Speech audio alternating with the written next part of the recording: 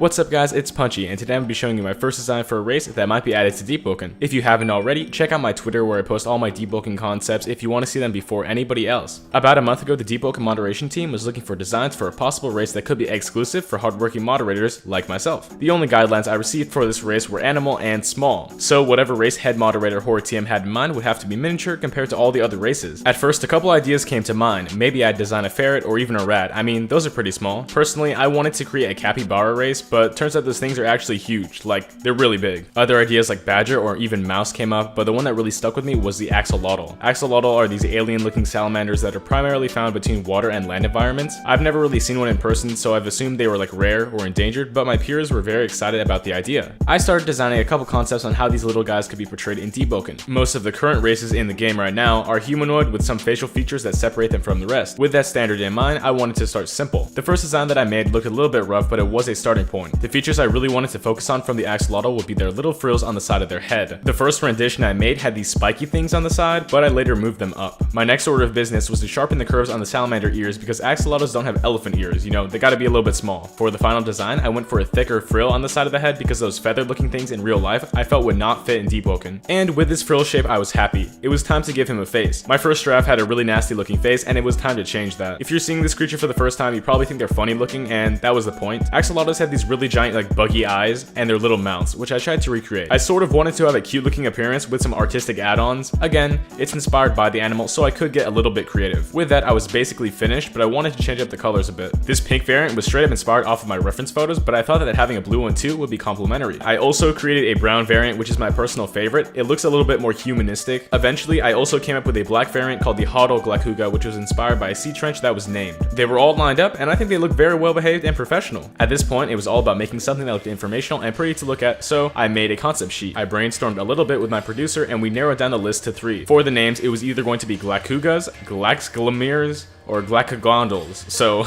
I don't even know why we were thinking of these names, but you know, here they are. I went with the goofiest option possible because I don't take any of my creations seriously and chose Glakuga. So these guys are named the Glakugas. For all of you guys that like to overthink names, there's really no relation to anything with this name. At the end of the day, we thought it was funny. Regardless, these Glakugas stand about 85% of the original height of other races, which I thought would be kind of problematic. But you know, TheRealPunchee did want a small race. This race was meant to have +2 willpower and +2 intelligence because most of the community views mods as nerds, but we already have a handful of races with that buff, so I don't know. My original description of this race said they only exist in the Void Sea Sky Islands, which was my idea of the mod office, and they don't touch grass. Sorry mod team. Other than that, I didn't really think of a racial talent for these dudes, but maybe swimming faster or food regen in water could be an option. With this completed design, I pitched the idea to some developers and I was pleasantly surprised with their opinions. On Twitter, Raguzer said he loved the design and they'd have to find a place for these things to fit into the lore. Personally, for their lore, I think they should exist on some little Void Sea rock villages as NPCs you can encounter. It would give the Void Sea more purpose. And that's all for the Glakuga. I would prefer if this race was not exclusive to moderators, even if it is added, but it's just an idea that I came up for that purpose. Let me know your opinions on this design and spread the word if you really want this to be added. Comment what you like or what could be changed. Thank you guys for watching, and remember to like and subscribe if you want to see me design the next race that you'll be wearing in Deepwoken. And have a good one.